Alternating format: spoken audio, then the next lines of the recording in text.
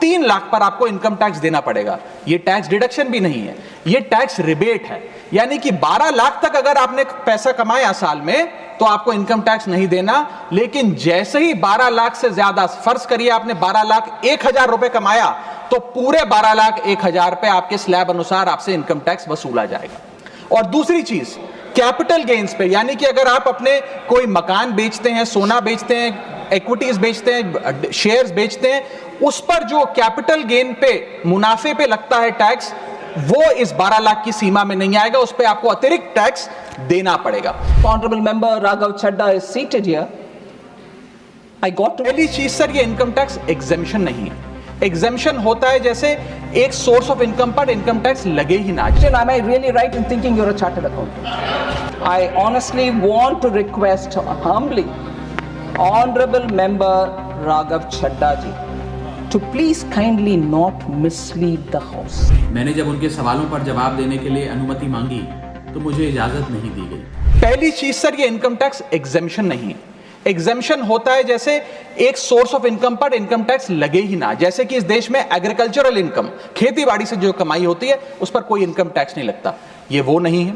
ये tax deduction भी नहीं है। Honorable member Raghav Chadda is seated here. I got to know he's a chartered accountant. Sorry, I didn't know earlier. I must confess. But he said, probably I've forgotten. Pardon for that. Please John ब्रिटाजिक हर वक्त मत Because please. repeatedly I don't see the strength of a chartered accountant coming in your in your interventions. So it makes me question, am I really right in thinking you're a chartered accountant?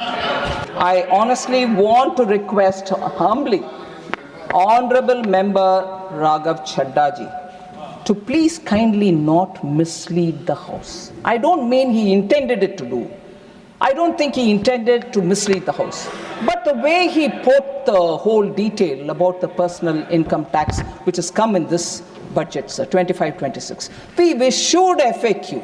Just as soon as I finished my speech, the FAQ was put out. Lots of people who asked the questions have all been comprehensively given explanation. For an honorable member to come to the house and say, no, you will pay entirely every rupee post your 12 lakh salary. No, the marginal relief takes it further down. You don't need to pay till about 12 lakh. 12 lakh 75,000, but you don't end up paying. Mr. Raghav Chadda, you have already spoken. No, lakhs please zero, record. and Not after going to record. No, 12.75. please take your seat. Please take. Yes. Please. 12 point, sir, for his understanding. Raghav Chadda, honorable member, kindly indulge me. I will give you number by number. Listen to me.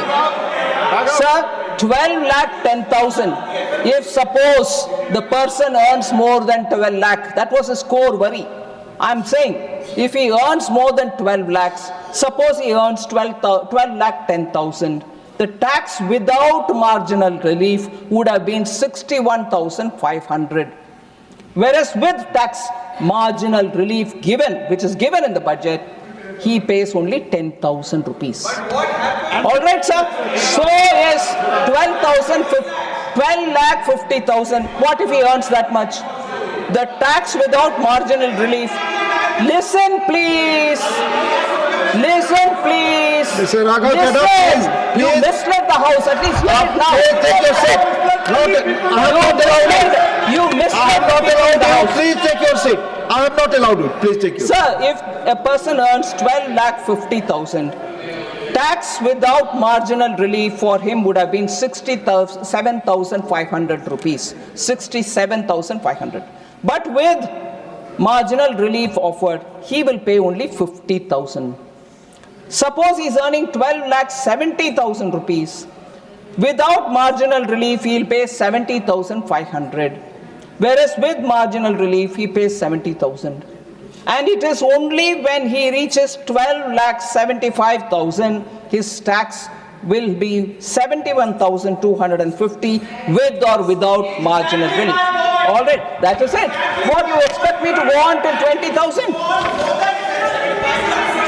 So So Raghav Chadha, being a chartered accountant, I repeat, सिर्फ माननीय is वित्त only मंत्री की बात जारी misleading रखिए। all आप of us बैठ rather जाएं, than हर informing वक्त डिस्टर्ब people. ना करें, And this बैठें। is put out openly.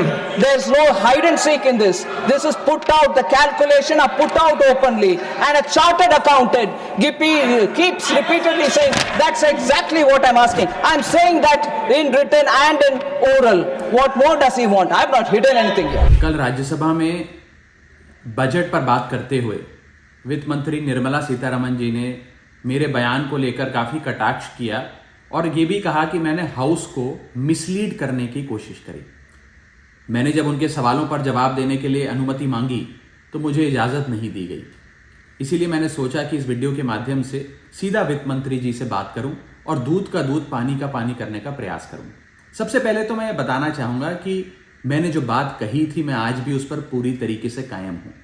ये 12 लाख रुपए की जो टैक्स रियायत दी जा रही है सरकार द्वारा, ये ना ही टैक्स एग्जेम्पशन है ना ही टैक्स डिडक्शन है, सिर्फ और सिर्फ टैक्स रिबेट है।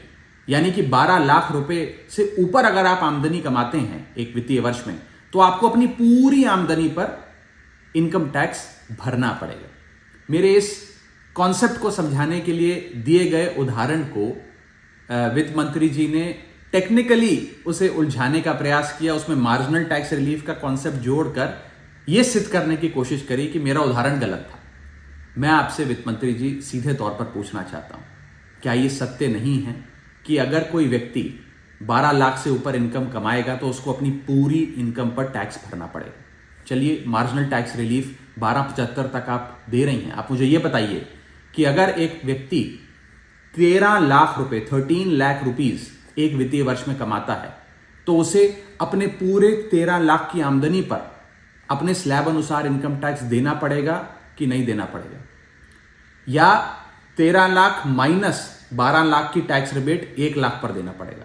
सही जवाब है कि उसे पूरे 13 के 13 पर इनकम टैक्स भरना पड़ेगा। मान लीजिए कोई शख्स 12,76,000 रुपए कमाता है साल का, तो उसे पूरे 12,76,000 पे इनकम टैक्स भरना पड़ेगा, ना कि मात्र 76,000 रुपए जो उसने 12 लाख रुपए के ऊपर कमाया। यह टैक्स रिबेट का कॉन्सेप्ट समझाने के लिए मैंने एक उदाहरण दिया था और मैं आज भी उस पर कायम हूं कि 12 लाख रुपए से यदि 1 रुपया भी आप फालतू कमाते हैं तो आपको अपनी पूरी इनकम पर इनकम टैक्स देना पड़ेगा। उसको मेरे उस बयान को लेकर वित्त मंत्री जी ने मुझ पर काफी व्यक्तिगत हमले भी किए, मेरे बारे में व्यक्तिगत टिप्पणियां करी। मैं बस इतना ही कहना चाहता हूं कि मेरे मन में माननीय वित्त मंत्री जी के लिए बहुत आदर और सत्कार है। वो अनुभव में, ओहदे में, उम्र में मुझसे बहुत बड़ी हैं। मेरा बस इतना ही कहना है कि आगे से मुझे उम्मीद है कि वित्त मंत्री जी इस प्रकार के व्यक्तिगत बयानों से बचेंगी और सिंपल टैक्स कॉन्सेप्ट्स लाने के लिए जो उदाहरण दिए गए हैं उनको टेक्निकली तोड़ मरोड़ के जनता के सामने प्रस्तुत करने का प्रयास नहीं करें।